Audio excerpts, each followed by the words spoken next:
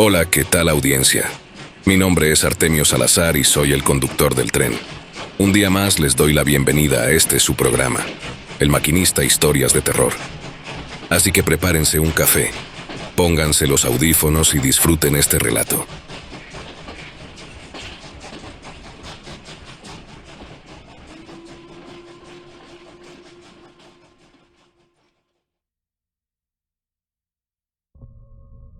Claro, la guerra es por petróleo, por la democracia, por la estabilidad regional, por la lucha contra el terrorismo. ¿Cuántas veces te han dicho eso?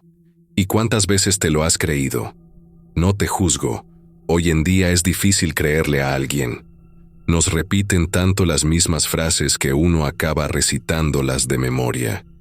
Pero el problema con las versiones oficiales es que suelen estar diseñadas para la persona promedio.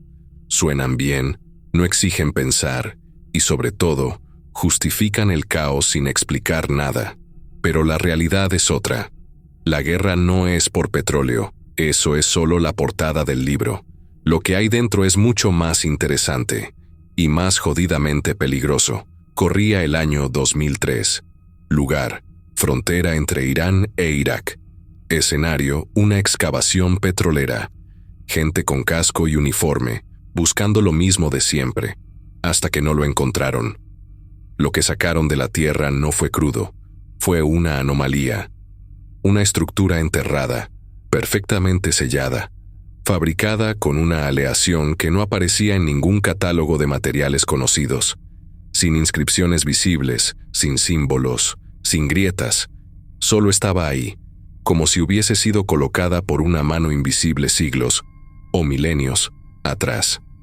Le pusieron un nombre para que sonara a secreto de alto nivel: el archivo de Nimrod. Y vaya si era adecuado. Nimrod, ese personaje de la antigüedad que, según ciertos textos, decidió construir una torre para alcanzar a Dios, retarlo, robarle el micrófono.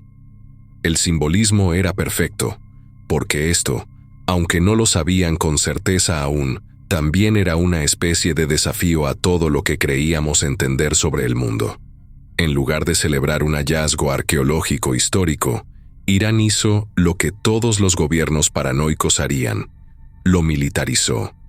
Lo borraron de los informes, lo sellaron, y cualquier obrero que supiera más de lo debido acabó reubicado en algún lugar del que nunca volvió. Porque sí, lo que habían encontrado no era una reliquia, era, literalmente, una celda de conocimiento. Durante varios años los iraníes intentaron abrirla hasta que lo lograron.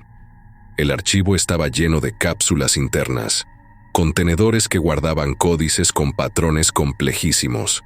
Para su lectura reclutaron físicos cuánticos, lingüistas, criptógrafos, ingenieros especializados en materiales, gente que normalmente estaría dando conferencias en Suiza, no encerrada en un búnker en medio del desierto. Pero todo esfuerzo solo les sirvió para llegar a una conclusión aún más frustrante. Lo que tenían enfrente no era de esta época, ni de este planeta. Lograron descifrar un 15% de todo lo que allí había, pero supieron de lo que trataba. Algunos parecían secuencias genéticas, otros diseños arquitectónicos imposibles, y muchos mostraban mapas estelares que no coincidían con ninguna cartografía moderna del universo observable, como si alguien hubiera querido dejar una guía para reconstruir el mundo desde cero, o para destruirlo sin dejar huella. El problema no era solo descifrar el lenguaje o los símbolos, era comprender la lógica detrás de su estructura. Algunos expertos iraníes afirmaron que, incluso con avances tecnológicos importantes, a la humanidad le tomaría como mínimo un siglo entero entender una fracción de todo ese conocimiento. No porque fuera mágico, sino porque estaba construido con principios que no dominamos todavía. Pero aquí viene lo interesante: no era impenetrable. El archivo podía ser decodificado, no por Irán, claro, pero sí por una potencia con tecnología más avanzada. Y eso fue lo que mantuvo al gobierno iraní en absoluto silencio. No lo compartieron con China, ni con Rusia, ni siquiera con sus vecinos chiitas. Ese secreto era oro puro. En las manos adecuadas o equivocadas, podía significar superioridad total, la posibilidad de curar enfermedades, manipular ADN, controlar fuentes de energía que harían obsoletos los combustibles fósiles, o fabricar armas que borrarían ciudades con solo cambiar de página. Y aquí es donde todo se tuerce. Durante ese largo silencio, alguien habló. Fue un tipo brillante, parte del equipo de análisis, un desertor con más ambición que patriotismo. Su plan inicial fue vender la información a Inglaterra. Pero los británicos, tan correctos como siempre, lo consideraron demasiado peligroso. Literalmente, dijeron que ese tipo de conocimiento no debía caer en ninguna mano, ni siquiera en la propia. Así que el científico hizo lo que cualquiera haría si quiere ver resultados inmediatos y una cuenta bancaria con más ceros que conciencia. Se la vendió a Estados Unidos. Y como era de esperarse, el tío Sam no lo dudó. Vieron el informe, los planos, las coordenadas, y vieron oro puro. No un tesoro, una ventaja geopolítica absoluta. El contenido completo del archivo sigue enterrado en la zona. No ha sido trasladado ni destruido.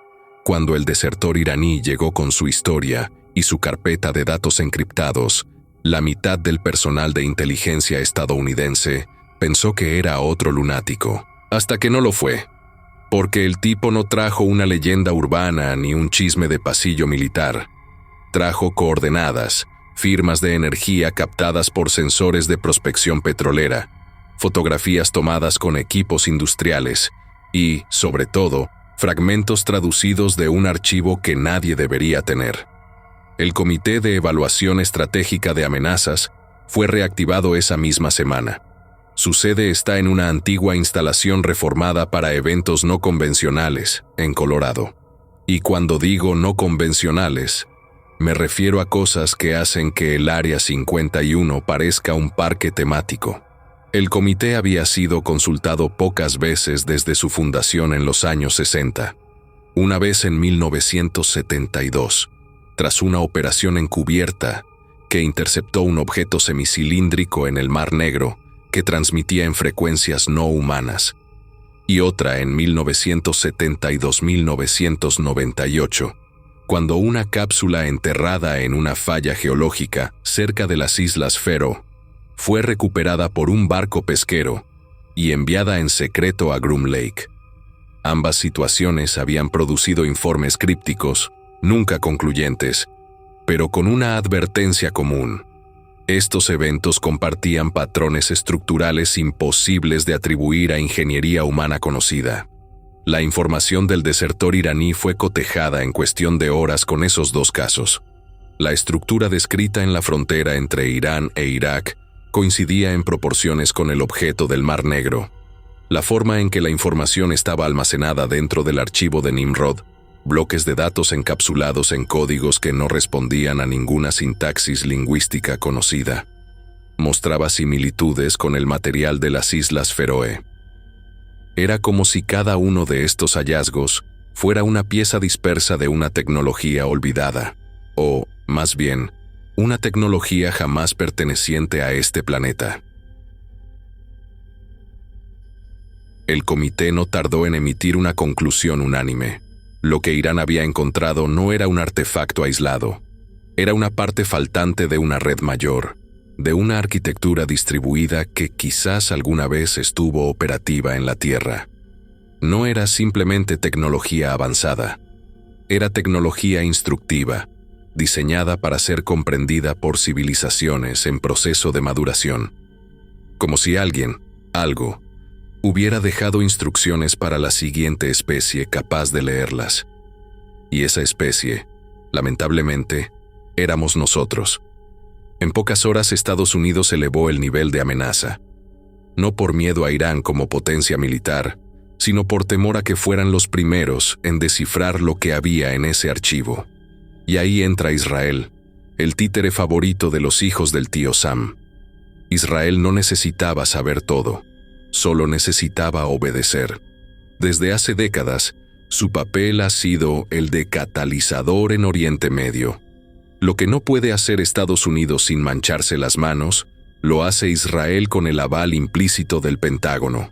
Una vez confirmada la ubicación, y con la excusa perfecta, armas nucleares, amenazas regionales, bla, bla, bla, se diseñó una operación que desestabilizara el control iraní sobre el área. El objetivo no era la guerra total, sino la fragmentación del control territorial, todo bajo el manto de la seguridad regional. Mientras el mundo sigue creyendo que esto es otra repetición del juego geopolítico por el petróleo, nosotros sabemos la verdad. El petróleo fue el pretexto del siglo XX. Ahora, el pretexto es la no proliferación nuclear, pero el verdadero motivo está enterrado bajo una capa de tierra que alguna vez fue babilónica y que ahora guarda el secreto más peligroso desde que la humanidad aprendió a dividir el átomo. El comité no reacciona ante rumores, solo ante patrones. Y esta vez, el patrón era claro. El archivo de Nimrod no era un hallazgo más. Era la pieza que faltaba para dar sentido a lo que otros habían intentado ocultar por décadas. Por eso, desde la primera reunión tras la validación de la información del desertor, hubo consenso en una cosa: el control del sitio no podía seguir en manos iraníes. Y si había que prenderle fuego al tablero entero para reacomodar las piezas, se haría sin titubeos. Lo que está en juego no es solo la supremacía tecnológica, es la capacidad de rediseñar la especie humana, de reescribir su historia y de moldear el futuro. Con la información en sus manos y la certeza de la magnitud del hallazgo, Estados Unidos, en conjunto con Israel, diseñó una operación militar encubierta para intervenir en la zona donde se encontraba el archivo de Nimrod. La intención no era solo hacerse con el control del sitio, sino hacerlo de forma discreta, evitando levantar sospechas internacionales que pudieran desatar un conflicto abierto en una región ya de por sí volátil.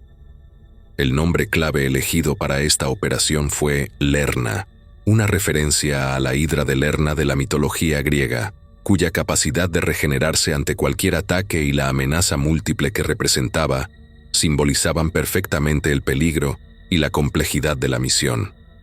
Operación Lerna fue concebida como una maniobra multidimensional que combinaba sabotajes encubiertos, campañas de desinformación y acciones quirúrgicas con drones y comandos de extracción. Cada fase estaba calculada para minimizar el riesgo de exposición directa y para confundir a las fuerzas iraníes sobre el origen real de las acciones.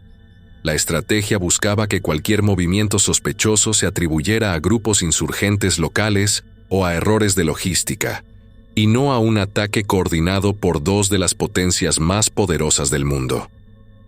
El primer paso consistió en sabotajes discretos en la infraestructura alrededor del área. Se identificaron puntos clave en las redes de comunicaciones, instalaciones eléctricas y rutas de suministro que, al ser interrumpidas, causarían caos logístico y dificultarían la coordinación de las tropas iraníes encargadas de la seguridad del sitio. Para esto, se enviaron equipos de especialistas encubiertos en misiones previas, que instalaron dispositivos de interferencia y bombas pequeñas diseñadas para causar fallas técnicas sin alertar directamente a las fuerzas militares. Paralelamente, se desplegó una campaña de desinformación cuidadosamente orquestada a través de medios controlados y fuentes anónimas. En redes sociales y medios digitales regionales se difundieron imágenes manipuladas y testimonios falsos que mostraban movimientos militares y disturbios, con el objetivo de desviar la atención y crear un clima de inestabilidad que justificara la presencia de fuerzas extranjeras supuestamente como observadores humanitarios o expertos internacionales. Esta estrategia no solo buscaba encubrir las operaciones reales, sino también sembrar dudas entre aliados y rivales sobre la veracidad de cualquier informe que proviniera de la zona. La fase más delicada fue la de las incursiones quirúrgicas. Equipos combinados de fuerzas especiales estadounidenses e israelíes, apoyados por tecnología de drones de última generación, comenzaron a realizar ataques selectivos contra posiciones estratégicas y puntos de vigilancia iraníes. Los drones no solo tenían capacidad de ataque, sino también de reconocimiento en tiempo real, transmisión encriptada de imágenes térmicas y capacidad de interferencia electrónica para inutilizar sistemas de comunicación enemigos. Las incursiones buscaban abrir una brecha temporal que permitiera el ingreso de comandos especializados a la zona del archivo de Nimrod. Estos comandos tenían la tarea de asegurar físicamente la estructura sellada, tomar muestras, recopilar datos y, si fuera posible, extraer el archivo. Todo debía realizarse en un tiempo mínimo y sin dejar rastro, para que la operación pudiera negarse oficialmente ante cualquier filtración. Pero, como suele pasar con los planes más ambiciosos, la operación no salió como se esperaba. Desde los primeros sabotajes, el ejército iraní comenzó a sospechar que no se trataba solo de actos aislados de insurgencia o sabotaje interno. La precisión de los ataques, la sofisticación de las bombas y la manera en que se interrumpieron las comunicaciones hicieron que los mandos militares iraníes activaran protocolos especiales de seguridad, se reforzaron los puestos de vigilancia y se comenzaron a desplegar patrullas adicionales en la zona. La verdadera alerta llegó cuando los drones comenzaron sus vuelos nocturnos. A pesar de los esfuerzos por interferir sus transmisiones, las fuerzas iraníes lograron detectar y derribar varios de estos aparatos. Fue entonces cuando la inteligencia iraní confirmó la existencia de comandos extranjeros en la región. La reacción no se hizo esperar. Cuando los comandos entraron en la zona del archivo para cumplir con su misión, se encontraron con una resistencia inesperada y mucho más preparada de lo previsto. Irán había movilizado un contingente especial, compuesto por unidades de élite entrenadas en guerra asimétrica y defensas anti-intrusión. Habían instalado sistemas avanzados de detección basados en sensores sísmicos, infrarrojos y electrónicos que alertaban sobre cualquier presencia no autorizada. El enfrentamiento fue brutal y rápido. La precisión y tecnología de los comandos estadounidenses e israelíes chocaron con la determinación y preparación de las fuerzas iraníes. Pero, a pesar del poder de fuego y la tecnología superior, el terreno y el conocimiento local jugaron en contra de los invasores. Las bajas fueron severas y el operativo se tornó en una pesadilla. Los comandos fueron rodeados y acorralados en varios puntos, y aunque intentaron retirarse y evacuar con la extracción aérea, las condiciones del terreno y la vigilancia enemiga hicieron casi imposible su escape. Los drones de apoyo, limitados en número y con interferencias constantes, no pudieron cubrir todos los puntos de combate. El saldo final fue devastador para el equipo conjunto. Ninguno de los comandos estadounidenses e israelíes que participaron en la operación salió con vida. Pero la pérdida humana no fue lo único que acarreó esta derrota.